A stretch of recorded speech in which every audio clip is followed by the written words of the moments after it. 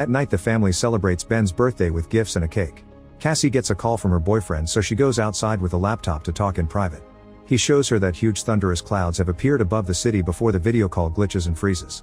Cassie rushes back to her family to tell them what happened, and Tom blames it on being too far from land to get a good signal. At that moment they hear a noise and go outside to discover a pod of whales passing by.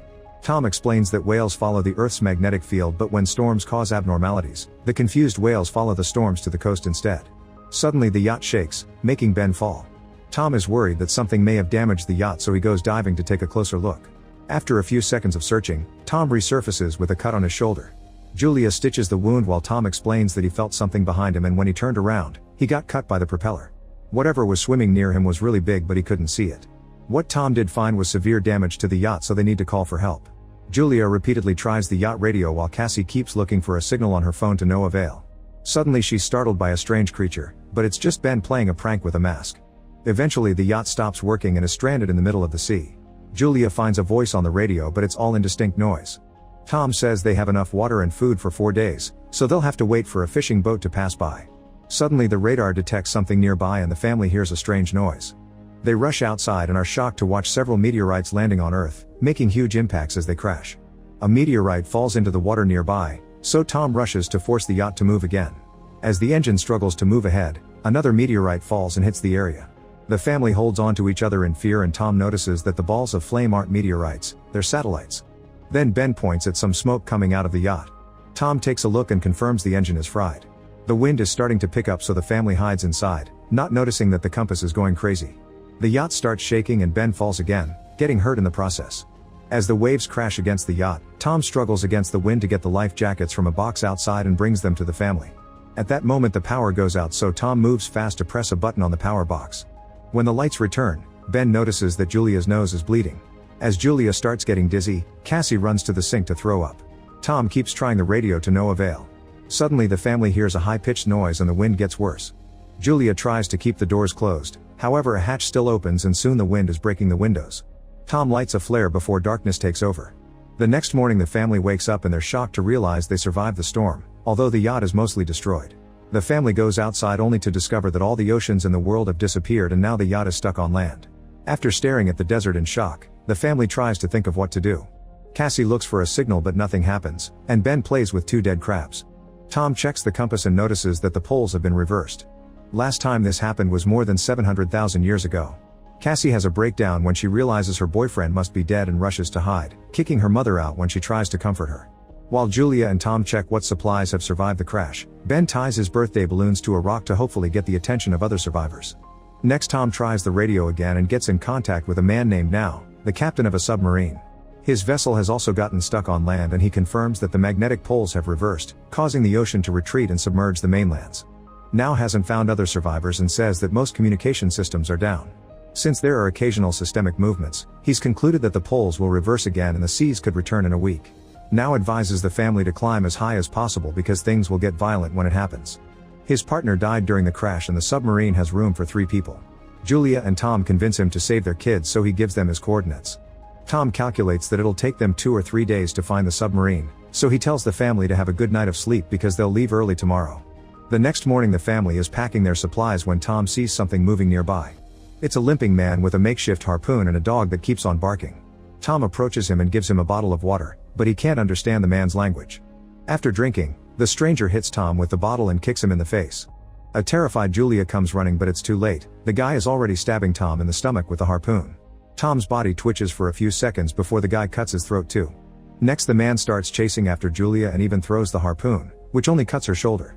This doesn't stop Julia from rushing to the yacht and getting to her children, telling them to hide while she locks the doors. The siblings get inside the sofa and Julia gives them the flare gun before grabbing a knife and hiding in the bathroom. The man pounds on the door until he manages to open it and bursts inside. He grabs some food and starts searching the yacht, eventually going to the bathroom. Julia manages to avoid him by climbing out through a hole in the wall. The guy looks out and doesn't see her, but when Julia tries to sneak away, the dog starts barking at her. Suddenly it tackles her to the ground, leaving Julia no choice but to kill it with a knife. The stranger hears the dog whining and comes out to find its body, causing him to have a breakdown.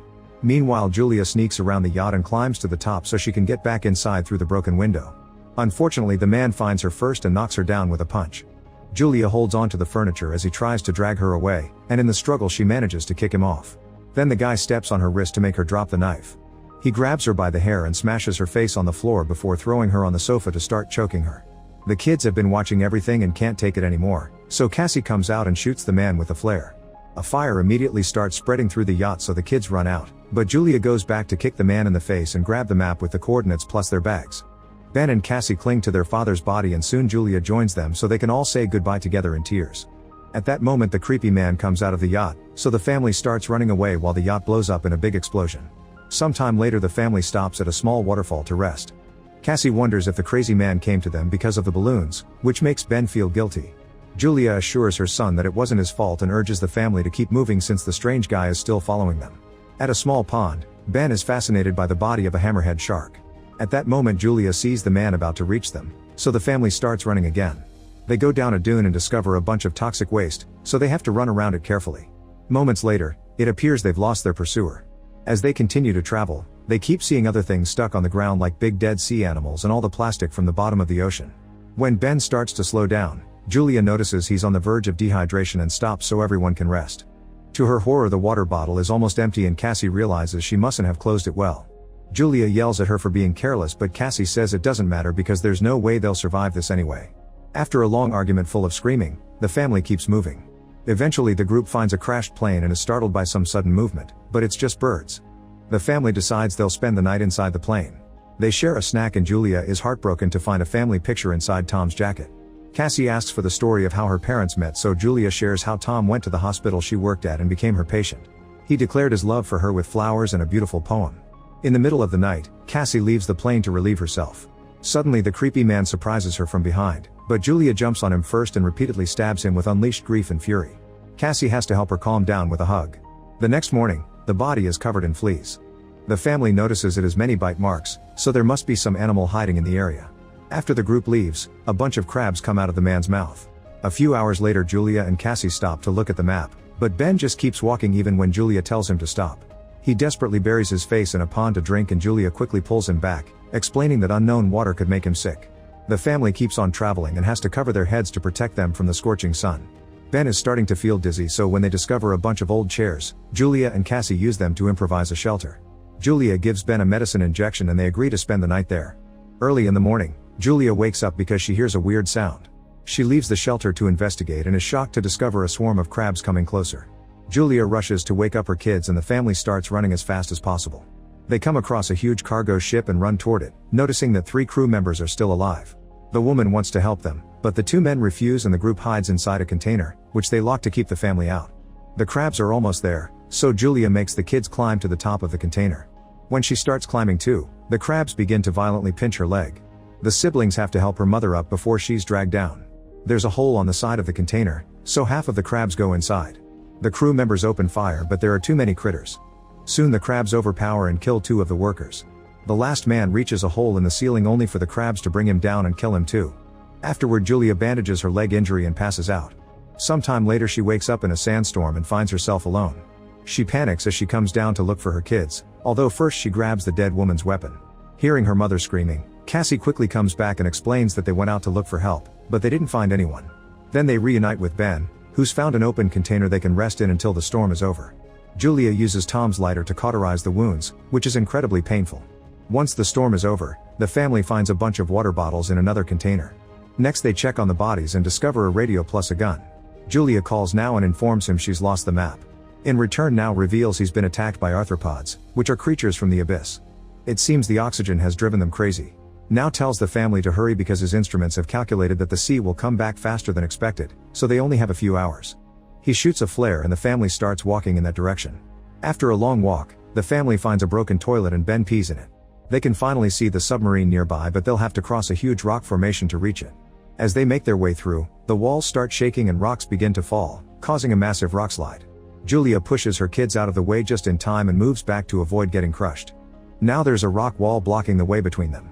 Julia tells the kids to keep going without her, but Cassie refuses and insists her mother should try climbing. An argument ensues and after lots of yelling, Julia promises she'll find her kids later. A reluctant Cassie then finally drags her brother away. The kids climb the rest of the rocky formation and run toward the submarine, only to find Now bleeding outside. He explains it's over for him so the kids can take the submarine. Realizing they'll have an extra spot, Cassie runs back to find her mother. Meanwhile, Julia is horrified to see the crabs coming and opens fire. She manages to kill a few of them, but the swarm is too big and she can't fight them all. At that moment, Cassie appears on top of the wall and offers her hand, so Julia starts climbing as fast as possible with her wounded leg. With Cassie's help, she reaches the other side and they run together to the submarine. Ben is already standing on the roof and opens fire to keep the crabs distracted while his family climbs too. The crabs find Now's body and immediately feast on it. Julia takes the gun and keeps the fire going while she makes the kids go inside. Once they're safe, she realizes she's out of bullets, so she throws the gun at the crabs and joins her children inside. The family makes sure to lock the hatch properly and watches the crabs surround the submarine on the windows. At that moment, the ocean finally returns, so the trio rushes to their seats and puts on the belts before holding hands. The raging waves soon hit the submarine and start throwing it around, causing Julia to have visions of everything that happened and Cassie to throw up. Soon the high-pitched noise returns and knocks the family out. Sometime later, Julia and the kids wake up and are happy to confirm they're alive. They unlock the hatch and go out to discover that the waves have dropped the submarine in a destroyed city, which means there's hope to survive and rebuild.